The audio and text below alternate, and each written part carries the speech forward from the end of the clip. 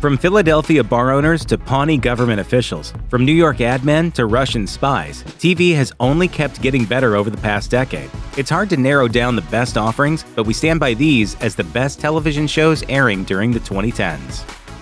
A show about 5 deadbeat lowlifes running a bar in South Philadelphia doesn't exactly sound like a comedic goldmine right off the bat, but for better or for worse, It's Always Sunny in Philadelphia has defied all the odds for years. After it got off to a relatively inconspicuous and super cheap start in 2005, the show continued through the entire following decade, truly becoming a comedy staple of the 2010s. When it was renewed for its 14th season, it officially tied The Adventures of Ozzie and Harriet as the longest-running live-action sitcom of all time, which might be the only way those two shows can be compared to each other. Take a look at yourself. You can't do backflips. You don't know karate. You're white trash. You're white trash too, dude. Look at those shorts are white trash. Do not call the shorts white trash. So, how exactly has Sunny stayed so fresh over nearly 15 years? Thanks to brilliant scripts by co-creators Rob McElhenney, Glenn Howerton, and Charlie Day, who also play Mac, Dennis, and Charlie, respectively, this totally bizarre sitcom has kept things new and exciting even as it enters the 2020s. From its innovative approach to current issues to insane board games, ill-advised child beauty pageants, the best plane trip of all time, the gang always keeps things interesting. And the series even manages to hit its emotional beats without seeming inauthentic. At the end of the show's 13th season, Mac came out to his father in a gorgeously choreographed dance, proving that Always Sunny will always be relevant, no matter how long it's on the air. As the spiritual successor to The Office, NBC's other mockumentary, Parks and Recreation, had huge shoes to fill. Ultimately, it succeeded by creating an entirely different show and relying on pure positivity rather than cringe humor. The story of a small government department in Pawnee, Indiana, led by the intrepid and overly intense Leslie Knope in an arguably career-defining role from Amy Poehler, Parks and Rec taught audiences that they could achieve anything they wanted, even if your life takes some unexpected turns. With the supporting cast rounded out by future stars like Chris Pratt, Aziz Ansari, Aubrey Plaza, and Adam Scott, alongside established stars like Rob Lowe and Rashida Jones, the show always survived on sheer optimism, even as it repeatedly faced cancellation. Throughout its run, Parks and Rec remained one of the most cheerful and sunny shows on television, letting its characters fail, learn, succeed, and grow in realistic ways that rewarded its fans as well as its talented cast. From its many standout moments to its pitch-perfect finale, it's a show that earned its place in television history without having to stand in the shadow of The Office at all. Zombies were all the rage during the 2000s, and in 2010, AMC took advantage of the trend with the series premiere of The Walking Dead. Based on a comic book series written by Robert Kirkman, the show opens on Rick Grimes, played by Andrew Lincoln, in a role about as far from Love Actually as he could get, as he wakes up from a coma only to discover that the world has fallen into ruin. After wandering through a desolate Atlanta, he eventually finds other survivors and must join forces with them to fight against hordes of the undead. Throughout 10 seasons, The Walking Dead has gifted audiences with unforgettable heroes like Rick, Michonne, and Glenn. It's also given us formidable villains like Negan, played with sadistic glee by Jeffrey Dean Morgan. Together, they paint a bleak and yet somehow optimistic portrait of humanity as they face down the most terrifying threat possible. Thanks to creative storytelling and impeccable action, The Walking Dead has earned a place as one of the most unforgettable shows of the 2010s, and it seems poised to continue for years to come. Ever since The Silence of the Lambs swept the Academy Awards in 1992, audiences have been fascinated with author Thomas Harris's elegant Hannibal, Dr. Hannibal Lecter.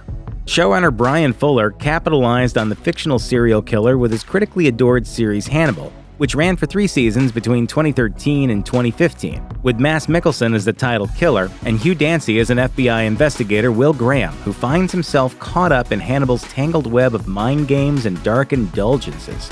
The show was adored by its fans. How does one politely refuse a dish in circumstances such as these?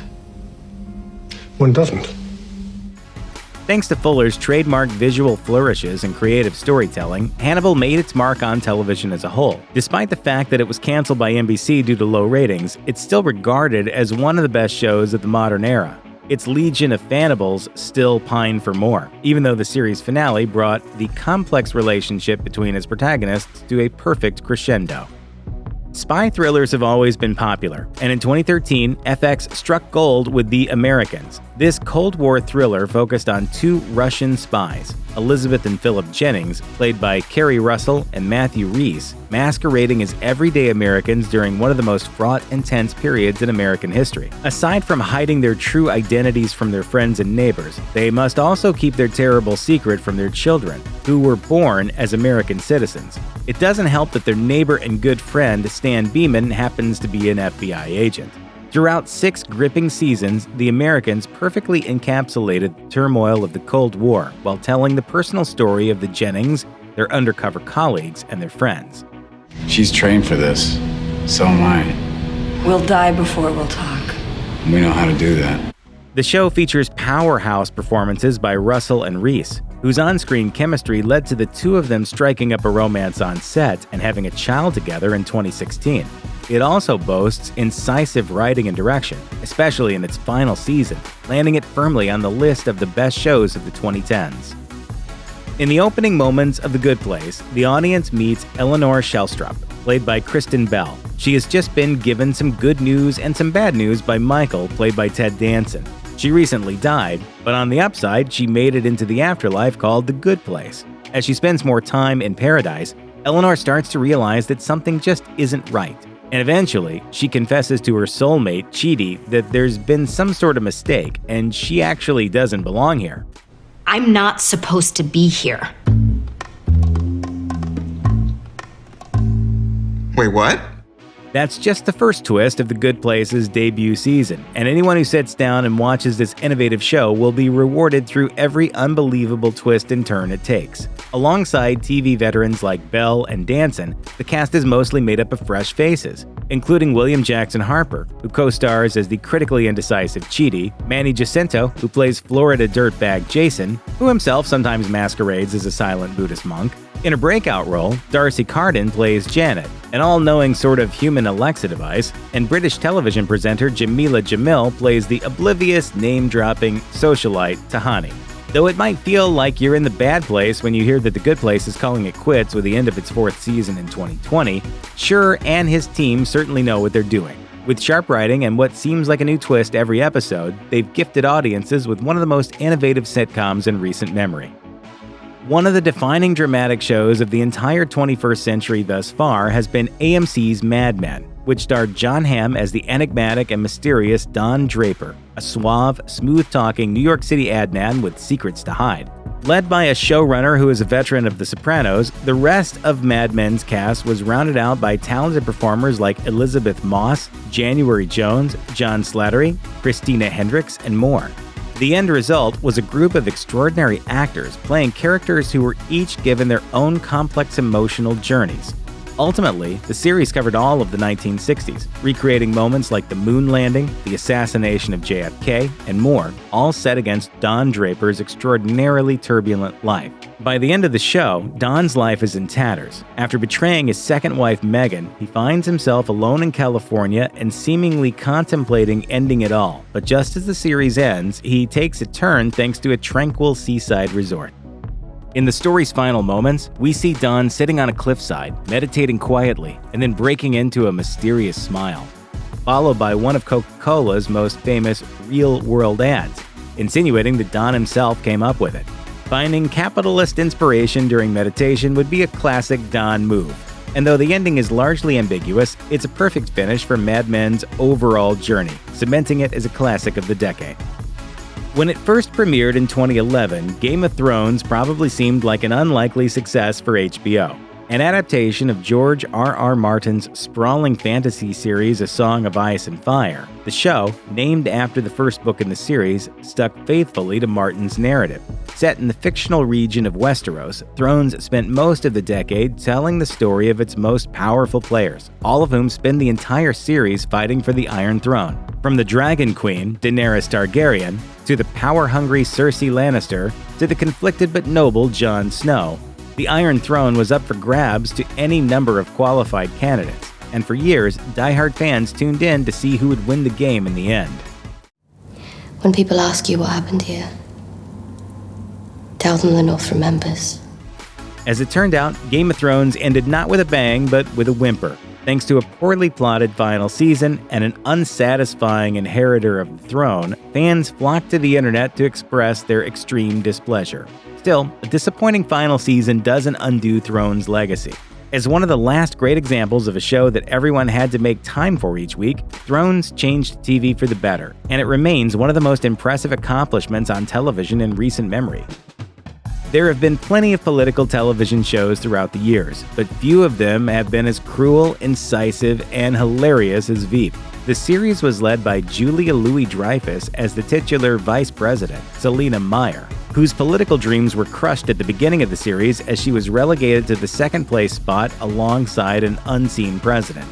Through it all, Veep never shied away from showing the dark underbelly of Washington, D.C., from underhanded deals to vicious insults to destructive policies. They're calling you the no BS VP. Damn right they are. I mean, I lied and everything, but it sounded true at least. Selina is aided and abetted by her equally corrupt team, including bagman and eternally loyal right-hand man Gary, chief of staff Amy, communications expert Dan, speechwriter Mike, and arrogant White House liaison Jonah. Unfortunately, they can't stop her constant gaffes as she makes political fumbles over and over again. Despite the odds, she ends up serving as President of the United States multiple times. Thanks to a tour de force performance by Louis-Dreyfus, some of the sharpest writing on television, and a pitch-perfect supporting cast, Veep hit all the right notes, even while it made you concerned about the state of American politics. Animated series for adults filled the airwaves during the first 2 decades of the 21st century. And though there are plenty of excellent examples, a standout series was Netflix's BoJack Horseman, created by Raphael Bob Waksberg. Set in a surreal world populated with normal humans as well as anthropomorphic talking animals who act exactly like humans, the show followed its title character, voiced by Will Arnett. BoJack is a washed-up sitcom star who is constantly trying to regain celebrity, having starred in the once popular series Horsin' Around. As he plans his return to the public eye, BoJack works with Diane Nguyen, played by Community and Glow star Allison Brie, a ghostwriter he hires to help write his autobiography. Through it all, he haggles with his cat agent Princess Carolyn and butts heads with his sitcom nemesis Mr. Peanut Butter. I have nothing to show for the life that I've lived, and I have nobody in my life who's better off for having known me. That isn't true. Isn't it, though? Despite the seemingly ridiculous premise, Bob Waksberg and his impeccable voice cast use their platform to address issues like clinical depression and marital strife, proving that there's so much more to BoJack Horseman than initially meets the eye. Phoebe Waller-Bridge's one-woman show turned television sensation Fleabag only ran for 2 seasons, but it made an undeniably explosive impact during that short amount of time. The first season of this bleak half-hour comedy stars Waller-Bridge herself as Fleabag, a single, depressed, and uninhibited London woman with little direction in her life. The main character struggles with her best friend's untimely death while she tries to maintain relationships with her difficult family and series of boyfriends. Throughout the show, she constantly breaks the fourth wall, treating the viewer like a best friend for whom she hides absolutely nothing. Waller-Bridge was originally reluctant about a second season, but audiences are lucky she went for it. In 2019, the showrunner released a thoughtful, emotional, and beautifully crafted second season, in which Fleabag forms a confusing relationship with a priest, played by Andrew Scott. This is a love story. Between its engaging storytelling, its talented roster of series regulars and guest stars, which includes everyone from Olivia Colman to Kristen Scott Thomas, and Waller-Bridge's beautifully unique voice, Fleabag is one of the best reviewed shows to hit the airwaves in years. At the 2019 Emmys, it dominated the conversation, even taking the top prize from the final season of Veep. Waller-Bridge says she's definitely done with the character now, and while that might be disappointing for some fans, it also means that Fleabag can remain impeccable, unchanged, and endlessly rewatchable. Ever since his time on Community, Donald Glover has been a talent to watch. He proved himself on the small screen once again in 2016 with FX's Atlanta, in which he stars as well as writes, directs, and produces. Glover plays Ern, who's trying to make his way in Atlanta when he realizes that his talented cousin Alfred, who raps as Paperboy, might have what it takes to make it. If Paperboy can make it with Ern's help, then Ern might be able to reunite with his daughter and estranged girlfriend. Over just 2 seasons, Atlanta has become one of the most talked about shows of the decade, earning universal praise for Glover's performance and behind-the-scenes work. In the show's second season, subtitled Robin Season, Glover took even more risks, and they've paid off handsomely with things like the creepy, riveting, and unforgettable Teddy Perkins episode. You're actually the first person to be in here. Feel free to Twitter or blogspot any of it. You know what? Actually, I'm kind of in a rush. Glover even became the first African-American artist to win an Emmy for directing a comedy series. So as long as Glover wants to stay in Atlanta, fans and critics alike will definitely tune in, and anyone who's watched the show just can't wait to see what he does next. Netflix has produced plenty of hugely successful original shows, but few have been as heavily discussed and stirred up as much excitement as Stranger Things, a show from the Duffer Brothers that first hit the streaming service in 2016. Set in the seemingly sleepy town of Hawkins, Indiana, Stranger Things introduced viewers to the frightening dimension of the Upside Down and monsters like the Demogorgon. Its story began with the sudden disappearance of young Will Byers and the efforts by his friends and family to find him. As they delve deeper into the unexpected and sinister world that lies beneath Hawkins, Will's friend Mike befriends a mysterious girl who goes by 11 and turns out to have surprising special powers.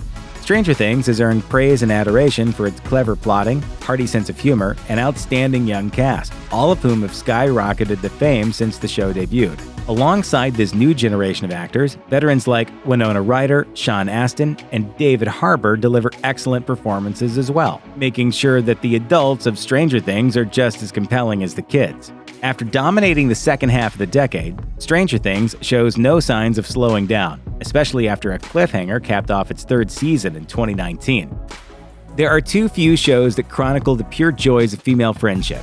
But in 2014, creators and showrunners Abby Jacobson and Ilana Glazer gifted the world with Broad City. This laugh-out-loud comedy is an unflinching exploration of the highs and lows of the particularly intense relationship between its stars' fictional counterparts, also named Abby and Ilana. The two comedians met while studying at New York City's Upright Citizens Brigade, and after they produced Broad City as a web series, UCB founder Amy Poehler took notice. Before long, the comedy star was serving as executive producer alongside Jacobson and Glazer when the series moved to Comedy Central to begin its official run.